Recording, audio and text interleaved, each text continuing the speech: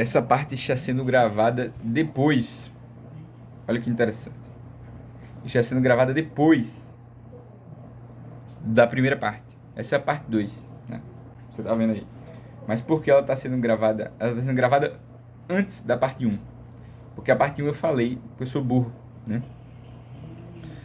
E eu falei a parada todinha aqui, bem bonitinha, só que não tava gravando, né? Então, me lasquei, beleza? E vou ter que falar esse comecinho novo. Então, eu falei essa primeira página todinha aqui, comecei a falar do hipotálamo, e agora eu tô falando das alças curtas. Alça curta, alça ultra curta e alça longa. Mas, enfim, depois eu gravo isso aqui de novo, certo? Então, vamos lá. Então, eu tenho alça longa, ou alça ultra curta, alça curta, alça ultra curta, alça curta e alça longa, né? A alça ultra curta ela tem relação com o quê? Ela é a relação do hipotálamo com o próprio hipotálamo. A alça curta é a relação do hipotálamo com a neurohipófise e a alça longa é do hipotálamo com os nossos queridíssimos as gônadas, né? Especificamente agora que a gente está falando do ovário, beleza? Show de bola. Então vamos dar um exemplo aqui de uma interação que aqui acontece. Então vamos lá, vamos pensar a respeito do hipotálamo. O hipotálamo ele tem uma relação importante, por exemplo, com a nossa queridíssima serotonina, beleza? A serotonina, certo? Serotonina é um hormônio importantíssimo que vai ser liberado e que vai fazer, portanto, aí uma interação importantíssima do hipotálamo para o próprio hipotálamo. Por quê? Porque a serotonina, assim como a endorfina, ela vai fazer um feedback negativo para com o nosso queridíssimo quê? Para o nosso queridíssimo GNRH. Então o GNRH ele fica negativado quando a gente está falando a respeito do aumento de serotonina. E quando é que a gente libera a serotonina, por exemplo? Na verdade, é serotonina e endorfina. Serotonina é quando tem felicidade, né? Hormônio da felicidade. E endorfina a gente libera quando? A gente libera endorfina quando a gente tem uma atividade extenuante. Então, mulheres, principalmente, que fazem pré-púberes, que vão fazer uma atividade física extenuante antes, obviamente, da puberdade, né? Que eu já falei que ela é pré-puber. Elas vão acabar estimulando o quê? Vão acabar estimulando a produção de endorfina. A endorfina vai fazer um feedback negativo com a produção do GNRH e isso vai desestimular o crescimento gonadal, né? Vai desestimular a nossa queridíssima puberdade e vai atrasar aquele botão temporal que a gente falou anteriormente, na parte que eu ainda não gravei. Aquele botão temporal relacionado com o quê? Relacionado com o GNRH. Então lembra que lá no hipotálamo a gente tem um núcleo arqueado que quando de repentemente dá a puberdade, por algum motivo aleatório que a gente não sabe, a gente tem a produção de GNRH, pronto. A nossa queridíssima serotonina ela vai lá e vai atrasar esse processo porque ela vai fazer feedback negativo. Então pode inclusive ter risco de má desenvolvimento, né? Então as mamas vão ser pequenas, má desenvolvidas. Também a gente vai ter a osteopenia, a osteoporose, entre outras alterações relacionadas. Fragilidade de Rose e devido justamente com a amenorreia desenvolvida, né? Então, mais fragilidade óssea por conta dessa amenorreia aí derivada da não menarca. Então, a gente tem uma não menarca inicial por conta desse exercício físico extenuante. Na alça curta, né, de neurohipófise ou adenohipófise relacionada com a nossa queridíssimo hipotálamo, então a gente tem que pensar em alguma coisa que vai acabar gerando um feedback na nossa queridíssimo GNRH. Então, me diga aí um hormônio ou alguma substância que é produzida ou liberada na nossa queridíssima adenohipófise, certo? Que vai acabar gerando, portanto, um feedback negativo ou positivo na nossa queridíssima lá no GNRH. Então, eu vou ter que filar, porque eu me esqueci, por isso que eu estava enrolando tanto. Mas o melhor exemplo é a prolactina. Então, a prolactina ela tem uma relação extremamente importante com o GNRH, certo?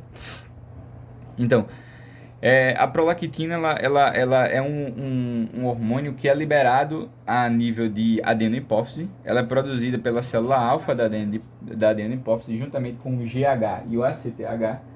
E ele vai servir justamente para o quê? Vai servir justamente para estimular a produção de leite durante o período de lactação, certo? E uma das coisas que vai acontecer justamente é que a prolactina ela inibe, ela faz o feedback negativo, gente, por conta do estímulo manual na região do mamilo, na região das mamas, o estresse, a atividade física, alguns medicamentos. Tudo isso estimula a produção de prolactina. Isso faz um feedback negativo na nossa queridíssima GNRH, certo? E isso acaba gerando, portanto, o que a gente chama de método contraceptivo. Então, a lactação é um dos métodos contraceptivos conhecidos. É um método natural, mas que depende justamente do número de mamadas durante uma certa quantidade de horas, beleza? Então, a gente tem a alça curta, né? A alça longa, a gente lembrou desse exemplo, né? Outro exemplo importante da prolactina, além a gente já falou da nossa queridíssima GNRH, é a relação da prolactina, já adiantando, né, com o hormônio do TSH. Então, mulheres que têm hipotireoidismo, ou seja, uma baixa produção de T3 e T4, né, eles vão acabar tendo um aumento da quantidade de quê? De TRH e TSH. E o TRH é um dos hormônios que estimula a produção da prolactina, certo? Então, basicamente, essas mulheres elas vão ter uma galactação aumentada, né? Então, isso é bem interessante. Show de bola? Uma galactorreia, né?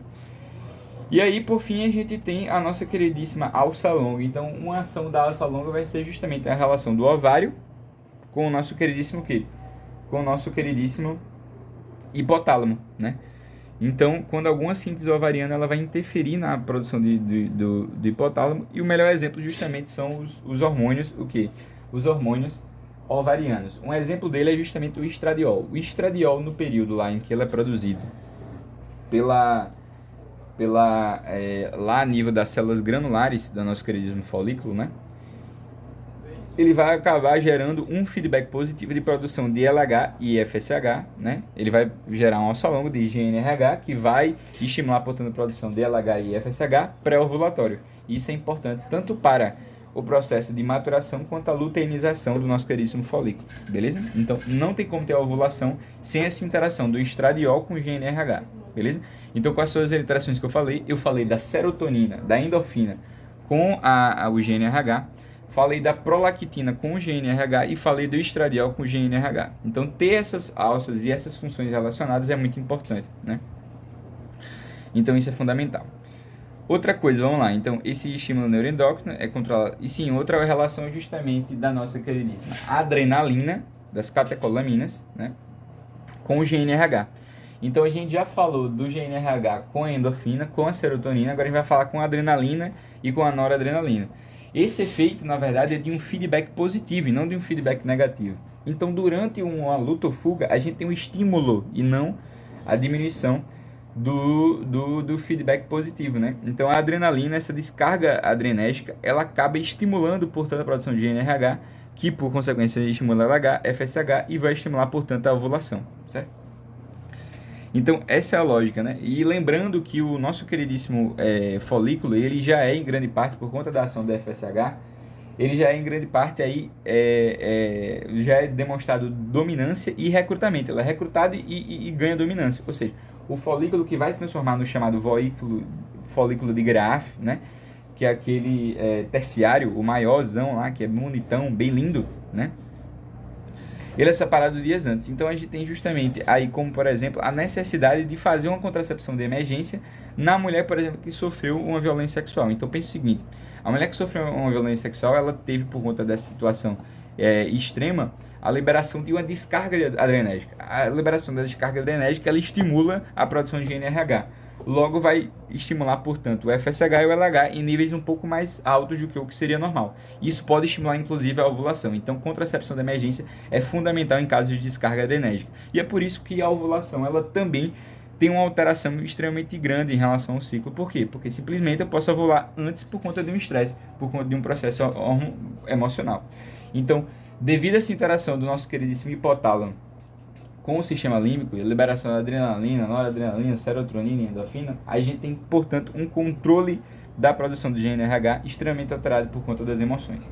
Então, deu para entender esse raciocínio e essas diversas alças que ocorrem, correto? Então vamos lá, vamos seguir aqui. Atividade dos neurônios secretores de GNRH.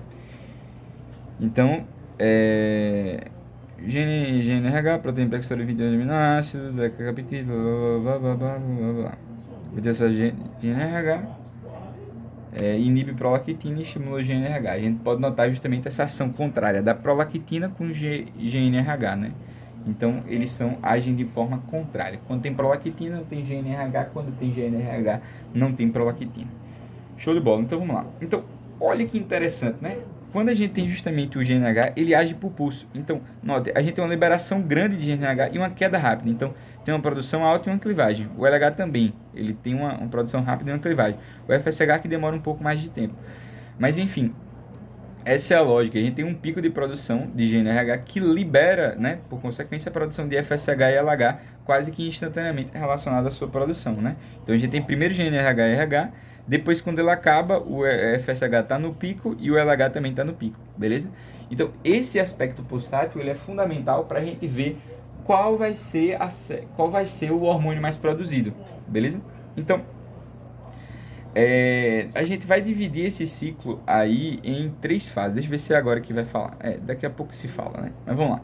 Então, a clivagem quebra de GNRH, ela é bastante rápida, né? E para que justamente isso aconteça, a gente tem que ter uma secreção pulsátil de uma forma para que na primeira fase do ciclo, que é chamada de fase folicular inicial, né? A fase folicular inicial, a nossa queridíssima célula beta, lá presente na nossa queridíssima adenohipófise, vai ser ela que vai justamente ser atuada pelo GNRH e vai produzir o FSH na primeira fase, na fase folicular inicial, porque eu preciso desenvolver o meu folículo, né? E quem vai predominar na fase folicular tardia e na fase lútea vai ser o nosso queridíssimo O nosso queridíssimo LH, beleza? Então eu tenho que fazer com que minha célula beta, no lugar de produzir LH e no lugar de produzir FSH, produza LH, beleza?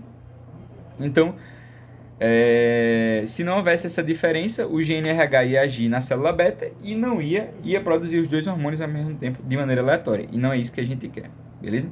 A forma do pulso de GNRH, juntamente com os hormônios que são produzidos pelo ovário, então, inibina, fosfetidilina e ativina, esses hormônios aí que a gente vê muito no controle lá dentro do ovário desses hormônios aí, né, do FSH e LH, né? A gente não vai aprofundar tanto ele agora, mas existem outros hormônios a nível ovariano que vão contribuir para que haja, portanto, o fim da ação do FSH, o começo da ação do LH, entre outros, certo? É diferente, beleza?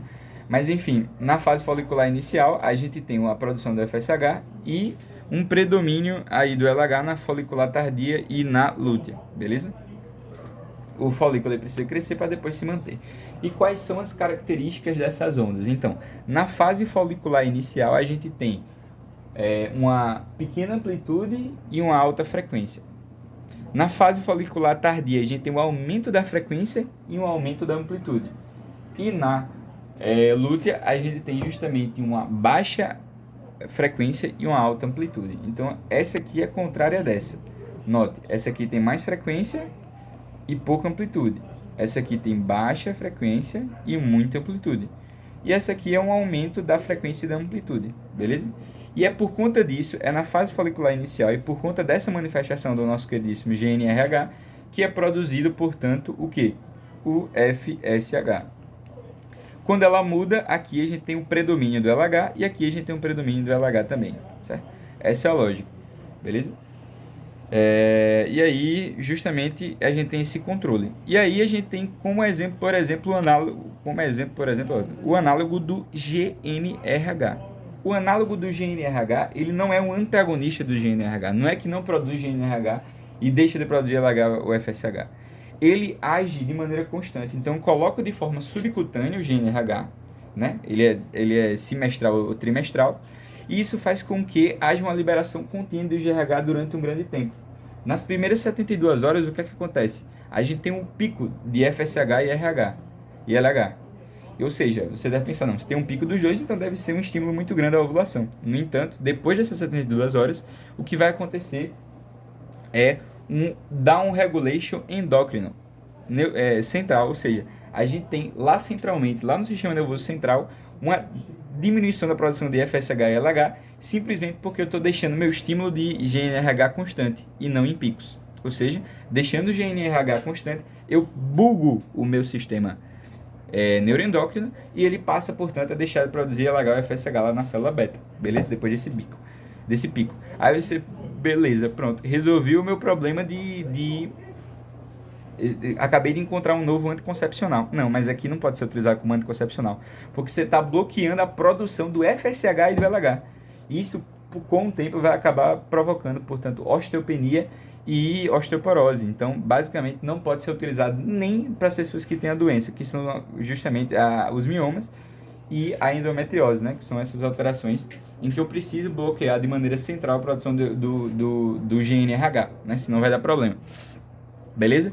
Deu para entender essa lógica? Então, é isso que a gente tem, né? Então, ele é colocado trimestral, mensalmente, não semestralmente, como eu falei, e não há mais síntese de FSH e LH. Show de bola, né? Deu para entender isso aí. E fazer isso por muito tempo numa mulher jovem pode gerar osteopenia e osteoporose, certo? Porque a gente está provocando o quê? Se eu paro de produzir LH e FSH, né? Se eu paro de produzir, portanto, a ovulação, o que é que eu estou gerando? Uma menopausa química, concorda? Certo? A gente não tem ainda um antagonista, beleza? A gente não tem um antagonista, então a gente só tem, porque não terminou o estudo, a gente tem só, portanto, o análogo. Show de bola? Então, é interessante, né? Fazer o GNRH é a mesma coisa que utilizar o antagonista dele, porque ele precisa ter esse formato de picos e não um formato constante. Então a gente falou basicamente do GNRH nesse tópico. Agora vamos falar do que é produzido pela hipófise, né? Obviamente, quando se fala de um, fala de outro, né? Então, quando a gente fala da hipófise, a gente tem que lembrar que a neurohipófise, a adenohipófise, e tem a linha média aqui, que é uma linha anatômica, que tem um pouquinho dos dois, beleza? A localização vai ser na célula tússica, né? Essa importante localização duplica o volume na gestação. Então, é importante, né? Na gestação a gente tem grande produção desses hormônios aí, por conta da necessidade de manter em altos níveis o estradiol e a progesterona, beleza? E isso aqui é importante para fazer com que justamente não se caia, né? Não caia o endométrio. O endométrio ele precisa aí desses níveis elevados, né? E o que é importante a gente destacar inicialmente? É justamente a questão da adenipófise, né? Então, a adenipófise ela é mais ativa do que a neurohipófise, a gente sabe muito bem, a origem é ectoderma e tal. Tem esse contato neural e arterial por meio do sistema porte hipofisário lá com o nosso queridíssimo hipotálamo, né? Então, impulsos bidirecionais, vasos portas, e a gente tem essas células, né? As células são importantes de serem entendidas, né? A gente tem as células alfa, que vão produzir o quê? Então, o que é importante? Prolactina, que a gente vai falar muito, o que não é importante para esse assunto especificamente, não tão especificamente, mas o ACTH e o GH que é o mais produzido, né? Tem as células beta, que vão produzir o LH e o FSH, e tem as células cromófitas, que vão produzir, portanto, o TSH, né? Que pode se diferenciar em alfa ou beta. E é por essa relação que cerca de 15% das mulheres que têm alteração no ciclo menstrual tem alguma alteração a nível tireoideal, certo? Por conta dessa relação aqui essa relação anatômica, né? Então, se tem algum problema aqui na produção do TSH, pode ser que tenha um problema também na produção de FSH e LH, e isso esteja provocando, portanto, uma alteração endócrina geral relacionada à hipófise, beleza? Show de bola. E aí a gente tem justamente a região de Asch e, portanto, a região da neurohipófise, né? A neurohipófise, especificamente, ela não produz nada. Ela não produz nada. Não produz. Ela apenas libera algumas coisinhas diretamente do hipotálamo, né? Então, um hormônio muito presente aqui, que é o ADH, por exemplo, que é liberado aqui na neurohipófise, beleza? Não é produzido, ela é apenas armazenada e liberada de uma vez só. Uma coisa que é interessante é a síndrome de Sheehan. A síndrome de Sheehan nada mais é do que um processo hemorrágico pós-parto que acontece, gerando necrose aí da nossa queridíssima hipófise. Essa necrose, ela vai ser acompanhada, portanto, de um downgrade de todos os hormônios que são produzidos aqui, incluindo, por exemplo, a prolactina. Então, é uma mulher que não vai conseguir amamentar por questões hormonais. Então, precisa fazer o tratamento para que ela consiga amamentar o bebê, beleza? Então, só especificando um pouquinho mais do que a gente tinha falando, né? Então, a adenopófise, o que é mais produzido são os hormônios do crescimento, né? Células beta elas se diferenciam em relação ao ciclo para produzir LH e FSH, de acordo com o pulso de GNRH, como a gente já falou. E aqui tem outra relação importante do TSH com esses outros hormônios. A gente falou da relação do TSH com as alterações de ciclo, né, que são LH e FSH. Lembrando que as células beta que produzem LH e FSH e são as células cromófitas que vão produzir o TSH, beleza? É cromófitas, né? Células, cadê? Cromófilas, ou de reserva. E aí, outra relação justamente é que 15% das mulheres, né? 15% de novo, das mulheres que têm justamente aí o hipotireoidismo, elas vão apresentar, portanto, aí um estímulo à prolactina, certo? Então, o estímulo à prolactina. Então, elas vão produzir muita prolactina. Outra relação é da prolactina com a dopamina, né? Olha que interessante. A gente já falou da serotonina, da endorfina com GNRH, bagunçando tudo. E agora a gente está falando da dopamina junto com a prolactina. Então, a dopamina ela também sofre o quê? Ela tem um efeito de feedback negativo com a prolactina. Se eu tomo um antidopaminérgico, por exemplo, que eu estou liberando muita dopamina, né? Eu posso acabar gerando o quê? Galactorreia, né? Liberação, portanto, desses hormônios. Beleza? Deu para entender? Um antidopaminérgico. Eu não lembro para que serve um antidopaminérgico, por exemplo. Mas, enfim. Show de bola, tínhamos aí. Agora vamos falar um pouquinho da neurohipófise, né? Então, a gente está falando da neurohipófise. A neurohipófise, dos hormônios que é liberado aí pela neurohipófise, além do ADH, é a ocitocina. A ocitocina é importante porque ela tem uma ação pré-uterina, pré-parto e uma pós-parto. A pré-parto é que ela age justamente auxiliando nas contrações uterinas. E na pós-parto ela auxilia justamente um efeito junto com a prolactina na ejeção de leite. Então é um hormônio que gera, portanto, um vínculo extremamente importante durante a amamentação e dá um efeito aí, portanto, de felicidade na mãe quando está acontecendo, portanto, a mamada, né? Então isso é muito importante e muito interessante de se ver, beleza? A ocitocina é importante, tanto pré quanto pós-parto. Show de bola. E agora vamos falar das gonadotrophinas e profisária. Então vamos falar do FSH e do LH, que são justamente os hormônios específicos, apesar de a gente já ter falado tanto, né? Então, uma característica interessante é que ele tem uma parte alfa, tem uma parte beta, né? A parte alfa ela é muito parecida com a do TSH, a parte beta é a que faz contato com o receptor, tem meia-vida de 1 hora. O metabolismo ele é renal e é hepático, ou seja, a mulher que tem problema hepático e problema renal pode ter problema hormonal relacionado à questão do LH e FSH, logo gerando irregularidade durante o período. Então, problemas hepáticos e problemas renais têm relação sim com LH e com FSH, essas alterações. Também outra coisa que pode acontecer é essa mulher ela apresentar o quê? Ela apresentar problema de coagulação. Então, por problema hepático, eu tenho justamente diminuição da produção dos fatores de coagulação, logo minha menstruação ela pode ser hipermenorreica, beleza? Não sei se esse é o termo, mas enfim, eu creio que seja. Além disso, a gente pode ter uma degradação local da internalização do complexo hormônio receptor por conta justamente dessa hiperprodução ou hiperprodução aí desses hormônios. Mecanismo de ação, nele eles vão agir justamente estimulando a produção de proteínas que vão ajudar na esteroideogênese. Basicamente essas são as ações, mas a gente vai especificar a ação de cada um bem bonitinho enquanto a gente estiver fazendo esse estudo, beleza? Então, todo hormônio, para funcionar, ele precisa, obviamente, de uma conexão, né? A gonadotropina não é diferente, só que tem uma coisa importante. O FSH e o LH, assim como o TSH também, eles vão agir, o GNRH também, eles vão agir na membrana. Então, onde vão agir o TSH e o LH? Justamente na membrana das células teca e na membrana das células granulares, beleza? Então, uma nas células granulares, outros nas células de teca, certo? As células de teca mais externas do que as células granulares, beleza? Ao contrário, por exemplo, do estradiol e da progesterona, que vão agir de maneira diferente, elas precisam chegar no núcleo celular. Aqui eles dependem justamente da membrana, beleza? Então o contato dele é com receptores de membrana, certo? Agora vamos pensar na ação do FSH. Então, os receptores da nossa queridíssima FSH são receptores da camada granular dos nossos queridíssimos folículos. Então, você que lembra muito bem lá da histologia, a gente lembra lá da estruturação dos nossos queridíssimos folículos. Olha aqui, ó. Então, essa é a camada granular, né? Então, o folículo primordial, né? o folículo primordial e o folículo primário, tanto o unilaminar quanto o multilaminar, só eles vão produzir justamente, ele já tem justamente células da camada granular lá presentes, né? Então, por esse motivo, eles conseguem, portanto, receber o FSH.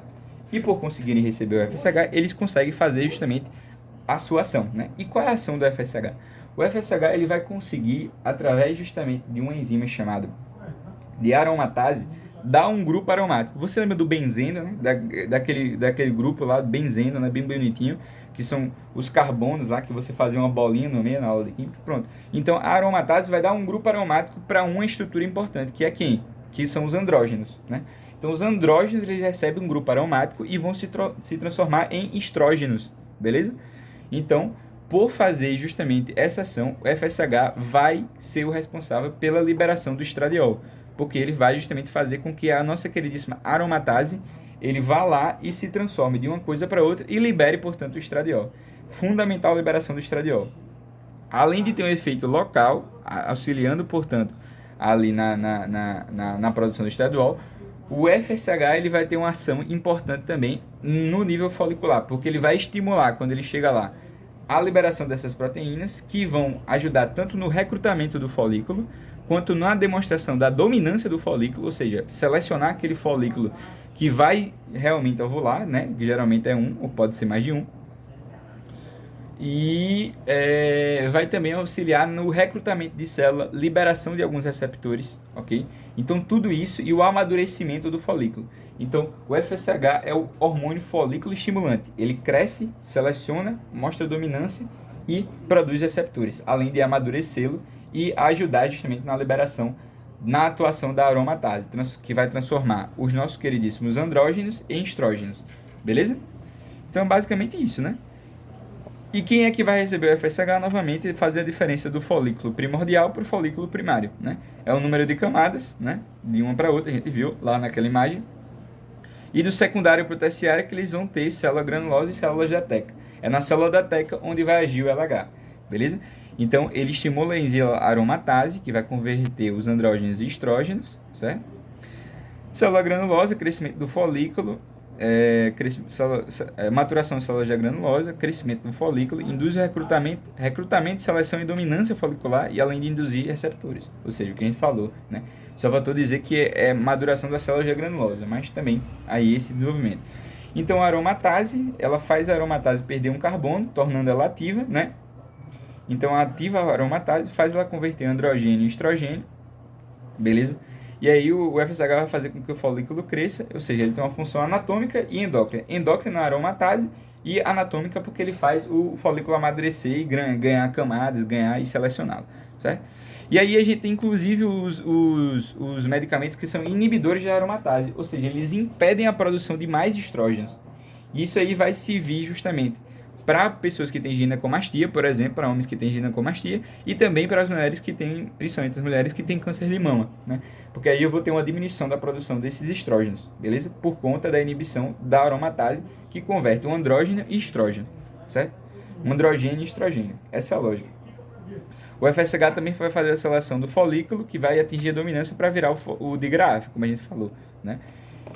Então, uma ultrassonografia, inclusive, vai permitir fazer com que uma ultrassonografia seriada vai permitir a gente ver justamente se o nosso queridíssimo folículo está realmente ovulando ou não, beleza? Então, é importante fazer o ESG para ver o nível de ovulação. Então, em relação ao FSH, uma coisa importante é a ultrassonografia seriada, que permite, portanto, essa análise. Show de bola? Sim. Outra ação do FSH que faltou falar ali é que ele induz receptores. Esses receptores, eles inclusive são receptores de LH. Então o FSH prepara o ambiente para o LH agir lá na célula geoteca, beleza? Então, tanto na granulosa como na célula teca, a gente tem a indução de receptores do LH, do hormônio luteinizante. Então, lembrando que tanto o FSH quanto o LH, eles vão estar presentes em todos os momentos. Em todo momento tem LH e FSH, todos. Só que, obviamente, e vão existir momentos em que há justamente a prevalência de um a dominância de um desses hormônios. Um vai agir mais que o outro, certo? Mas a lógica é essa. Então, olha aqui o hormônio chegando no receptor, minha árvore cresceu, olha que legal. o hormônio chegando no receptor, e aí justamente a gente fazendo a ativação isso aqui é outra coisa, né? Isso aqui é da adenilatistricase, não tem nada a ver com a MPC ciclo, isso aqui é outra via, né? Mas enfim, aqui a gente está falando do LH, show de bola? E aqui a gente tem o LH. Falando em LH, o que é que a gente tem que ter importante? O receptor dele está nas células da teca, novamente no folículo secundário e no folículo terciário. Vão ser neles em que ele vai agir, certo? Qual vai ser a função do LH? O LH ele vai agir em dois ambientes, né? Ele vai agir fazendo sua função de luteinizante, que é o seu nome, luteinizar, que é fazer justamente o oócito sair do folículo terciário, beleza? Do folículo de Graaf. E outra função dele também vai ser fazer aquela função de dupla célula, né? Por que de dupla célula? Porque lembra que lá na célula da granulose, o FSH, além de estar preparando a ação do LH, ele também fazia com que a aromatase, e também, além de estar recrutando o folículo, ele estava também fazendo a produção da aromatase, fazendo com que a aromatase perdesse um carbono e transformasse um andrógeno em estrógeno. Lembra disso? Ao fazer isso, ele depende da presença de um andrógeno antes, né? Então, de onde veio esse andrógeno? Esse andrógeno ele veio do colesterol. E de onde veio esse colesterol? Ele veio da ação de outra enzima, da P450. Essa enzima P450, ela é estimulada pelo hormônio luteinizante que tem seu receptor lá na camada das células de teca. Então, o LH chega na célula de teca, estimula a enzima P450, essa enzima P450 vai lá e faz a conversão do colesterol nos andrógenos. E dos andrógenos a gente tem justamente a ação da aromatase, transformando o nosso queridíssimo andrógeno em estrogênio. E aí a gente tem a liberação do estrogênio. Beleza? Enquanto isso, o LH e o FSH estão de maneira constante, o quê? Agindo, fazendo as suas duas funções, que é o FSH amadurecer o folículo e o LH estimulando, portanto, a esteroidogênese e luteinizando. Então, essas são as funções, né? Vamos ver se a gente falou tudo. Então, ele ajuda na síntese de androgênio, progesterogênio e estrogênio, beleza? A gente tem a célula da enzima P450 sobre o colesterol fazendo sua clivagem e a cascata de esteroidogênese, certo? Show de bola. Então, não tem como fazer nem a produção do progesterogênio nem do estrogênio se não tiver o nosso queridíssimo colesterol transformado em um androgênio, certo? Então a gente não tem síntese zero de FSH-LH, a gente tem apenas a predominância, como eu falei, né? Um está na fase tardia, outro está na fase lútea, outro está na fase negocinho, né? Outro está na fase folicular inicial, folicular tardia, e outro está na lútea, né? Então, só na fase inicial folicular em que a gente tem o predomínio do FSH, certo? Então, além da implicação na esteroidogênese, a partir do colesterol, ele vai o quê? Ele vai luteinizar e romper justamente o folículo para que ele se transforme no ócito secundário. Por isso que tem esse pico tão grande de LH durante o quê? Durante a ovulação, porque é isso que estimula esse ócito a sair, beleza? Então nota aqui, a gente tem inclusive um pico de LH também de FSH durante a ovulação, porque eu preciso de uma maturação maior durante esse período, beleza? O estrogênio ele tem um pico muito grande aqui, quando está aumentando o LH e o FSH. E por que esse pico acontece justamente quando aumenta o LH e o FSH? Porque o LH e o FSH ambos vão agir junto de maneira dupla para fazer o quê? Para liberar estrogênio. Enquanto a progesterona ela fica no nível extremamente baixo. Quando é que a progesterona ela vai começar a aumentar seu nível? Quando a gente tiver justamente a formação do corpo lúteo. A gente vai entender isso agora, beleza? Vamos lá, vamos entender. Então, show de bola, luteinizante. Outros hormônios, como a gente falou, a prolactina, né? Que vai ter justamente aí, ela é inibida pela dopamina, né? Lembra dos antidopaminergicos? Então, ela é inibida pela dopamina. E a gente tem a manipulação da mama, o estresse excessivo físico, medicamentos e o próprio TRH, né? Lembra da relação do TRH com a prolactina? Então, mulheres que têm hipotireoidismo têm alto TRH e por esse motivo ele estimula aí a prolactina. O GH é o que tem em maior número, a CTH e o TSH, que são outros hormônios produzidos aí pela neurohipófise, certo? E aí a gente tem um ciclo menstrual normal. Então, quais são as fases do ciclo menstrual normal? Eu vou dar um intervalozinho porque minha árvore cresceu, certo? Aí eu ganho intervalo. Então, o ciclo menstrual normal, ele vai ser dividido em duas grandes partes, né? Então tem a fase ovariana e tem a fase uterina. A fase ovariana vai ser justamente aquela que acontece pela ação do FSH e do LH, em grande parte. E a fase uterina vai ser justamente a chamada fase proliferativa e a fase secretora, né? A fase proliferativa tem grande ação do estrógeno e a fase secretora, em grande parte, tem ação das prostaglandinas, como a gente vai ver. Então, vamos lá, vamos entender aqui o que é que está acontecendo, né? Então, a gente tem a liberação do GNRH, né? O GNRH vai lá, vai agir em picos de baixa amplitude e grande frequência, lá a nível do nosso queridíssimo célula beta do hipotálamo não, da hipófise, e lá ele vai fazer um efeito justamente de quê? Um efeito de produção do FSH. Então o FSH vai ser mais produzido do que o LH nesse período. Ele estando em maior quantidade vai chegar lá no nível do receptor DSH, na membrana do folículo, e lá ele vai estimular o folículo. Estimulando o folículo, vai estimular o seu crescimento, vai recrutar células, vai fazer com que a aromatase haja, converta justamente toda a estrutura que está lá presente, né? Inclusive o que está sendo convertido pelo LH de colesterol para andrógeno e de andrógeno para estradiol. Então o FSH vai ser o grande responsável pela produção de estradiol. Aumenta a quantidade de estradiol, esse estradiol vai estar aumentado. O estradiol aumentado vai fazer um feedback positivo, que vai estimular lá o nosso queridíssimo GNRH a produzir mais LH e mais FSH, beleza? Então essa fase inicial, né? Fase inicial pré-ovulatória. Então esse feedback positivo pré-ovulatório, ele é muito importante para fazer com que o nosso queridíssimo folículo amadureça e ele consiga se romper. Então aí está outro elemento importante desse ciclo ovariano, que é justamente a ação do estradiol no sentido de produzir mais FSH e mais LH, beleza? Além justamente de aumentar o nível de estradiol local, que vai permitir com que haja, portanto, esse amadurecimento dos nossos queridíssimos folículos, beleza? Então, é basicamente isso que vai acontecer. Depois vai entrar justamente a fase tardia. Na fase tardia, o que é que vai acontecer? Fase folicular tardia, a gente vai ter maior produção do LH.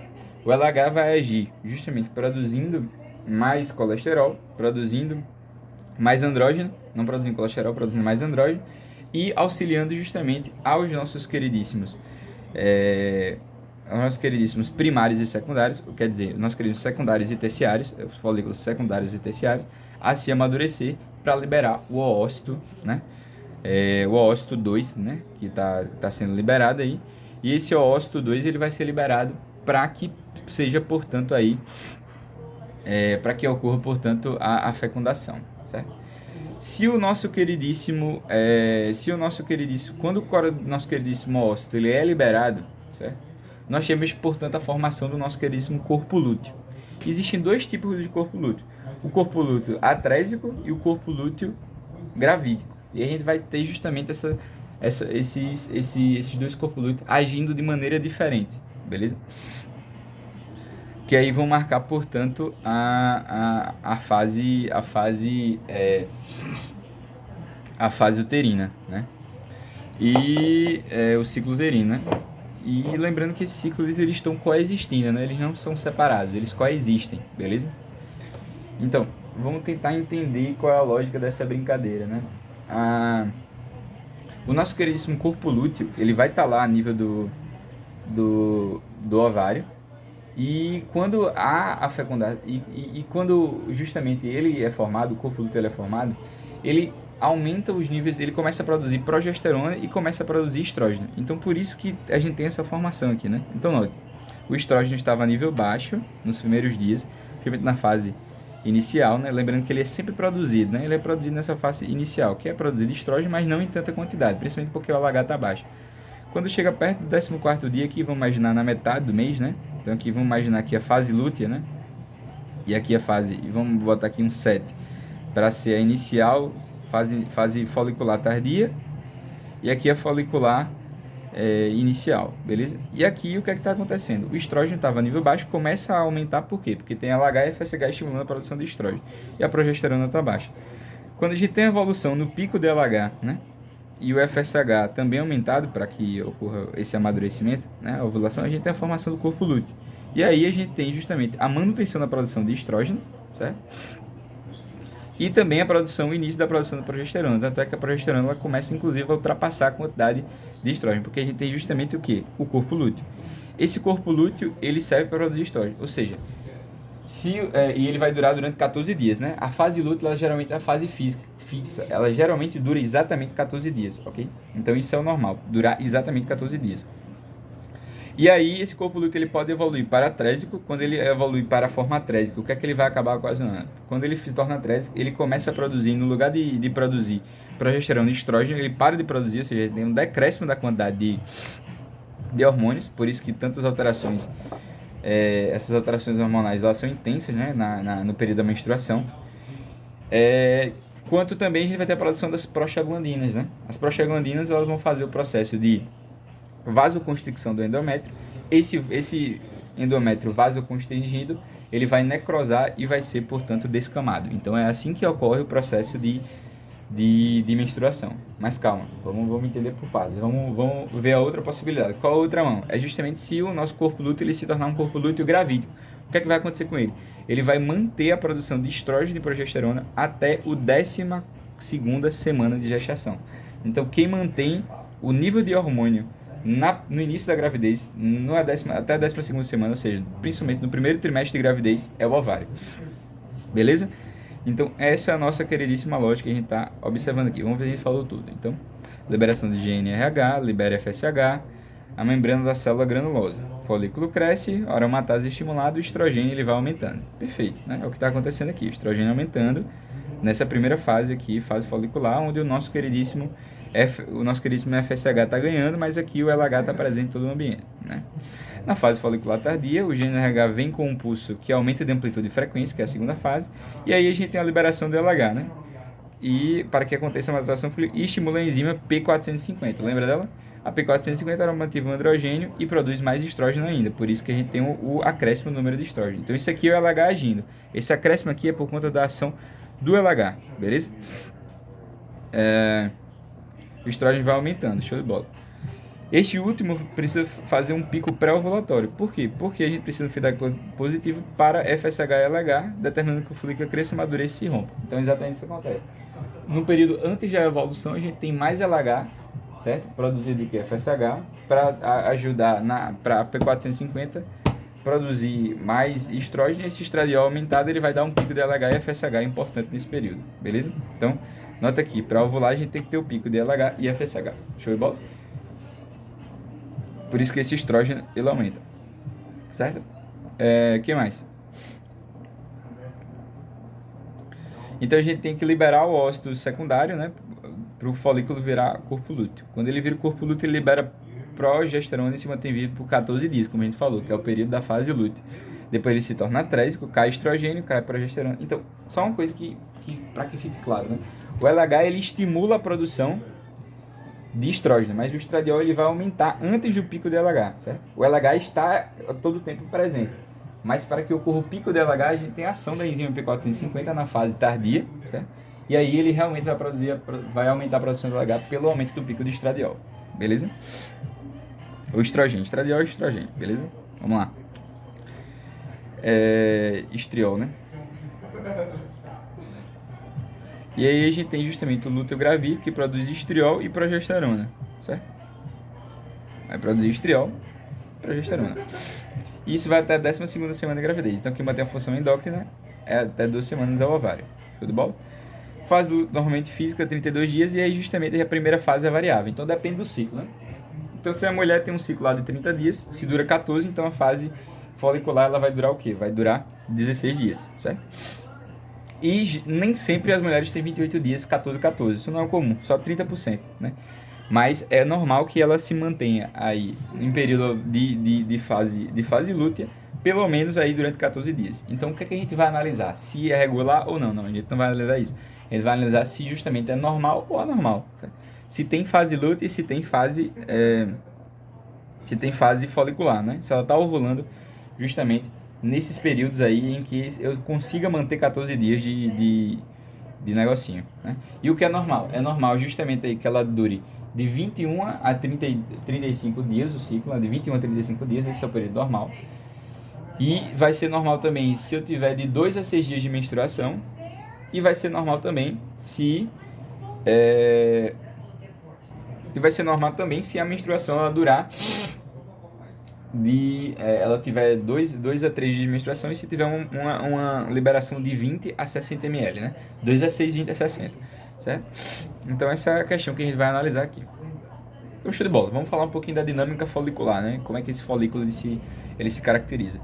Então, por volta da 20ª semana, tal, dividido entre anterior, a gente tem um bocado de folículo. Essa parte aqui não precisa decorar, não. Achei muito folículo, até que chega na menopausa e tem quase nenhum folículo que não mais responde a FSH e LH, né? Mas, enfim. Então, mais de 1000 folículos vão entrando em atresia e apenas um vai ficando disponível, mais de um, enfim. Então, normalmente, a gente tem uma diminuição no número de folículos naturalmente, né?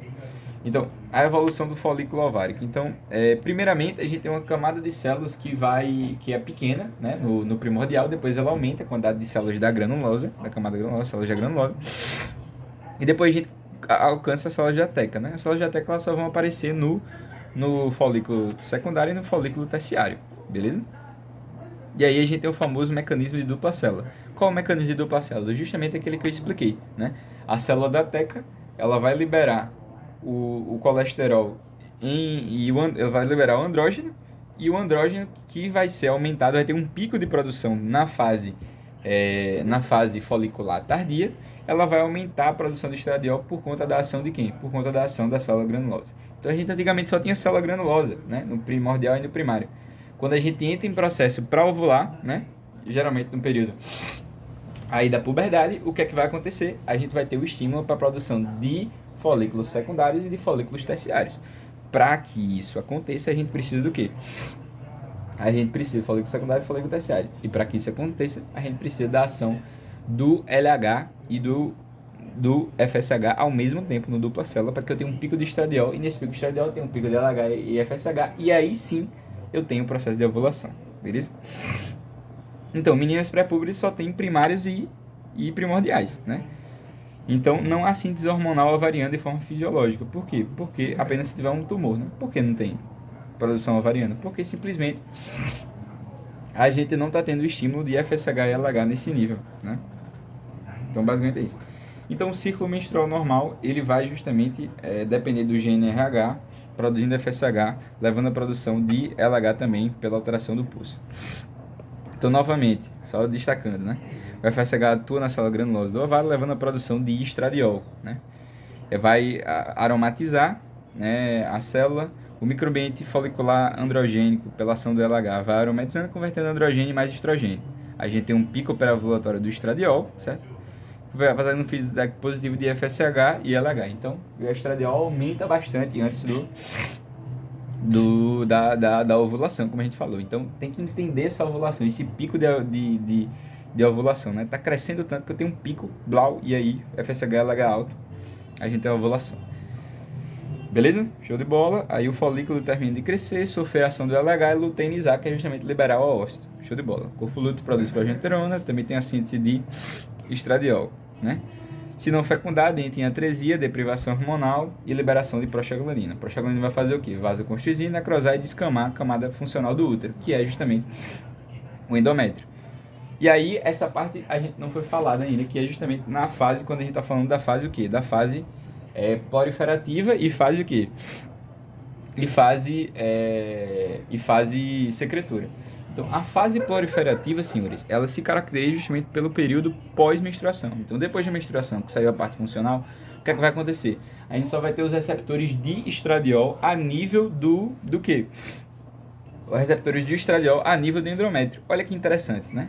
Então, a nível do endométrio, a gente tem o receptor de estradiol esperando que o estradiol chegue.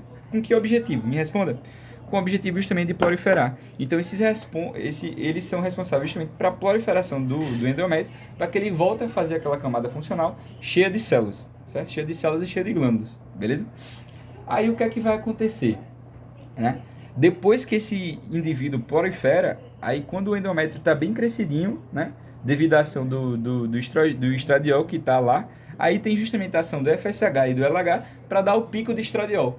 Quando dá o pico de estradiol, a gente tem justamente a formação da ovulação, corpo lúteo, e esse corpo lúteo vai lá e libera a prostaglandina. A prostaglandina vai lá e descama, certo? Aí é justamente onde a gente está falando só da fase proliferativa. Quando é que começa justamente a fase secretora? A fase secretora, ela vai começar justamente quando a gente começa a apresentar tortuosidade nas glândulas. É justamente quando as glândulas, glândulas endometriais, elas ficam alongadas, certo? Devido justamente aí a ação da nossa queridíssima o quê? Da nossa queridíssima progesterona.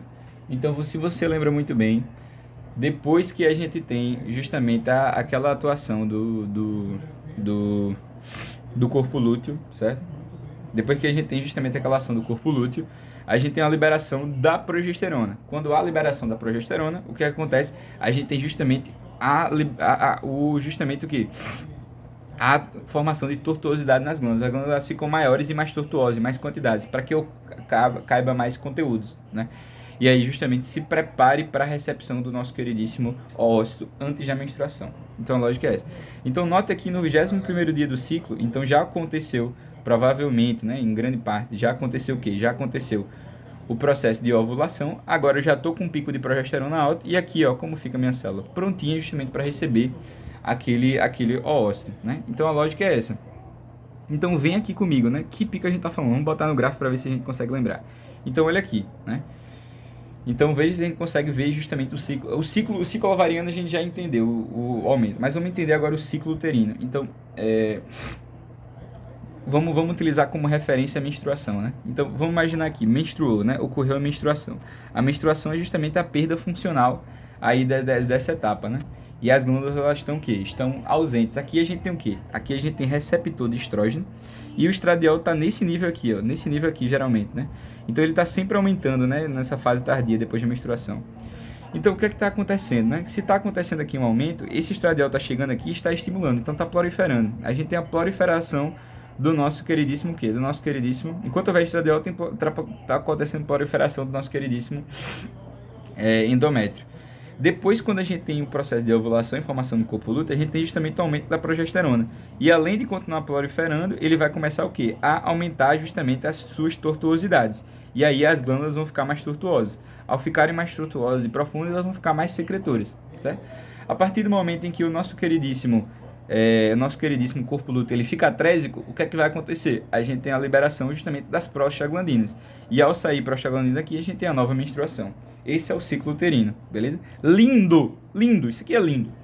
Show de bola. Parabéns aí. Parabéns aí por essas demonstrações. E sim, tem uma coisa importante nesse meio tempo aí que a gente tem que lembrar da menstruação que acontece no meio tempo. Tem uma interação entre o estradiol e a progesterona. Note aqui, ó. Vamos lá.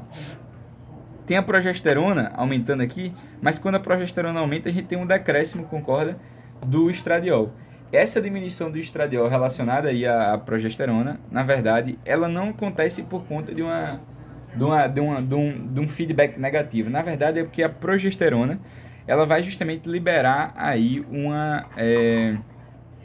ela vai proteger o endométrio, impedindo com que ele cresça em grande quantidade, né? E aí vai existir uma enzima, né? E aí vem uma enzima que é estimulada pela progesterona, né? Essa enzima é a 17 beta 17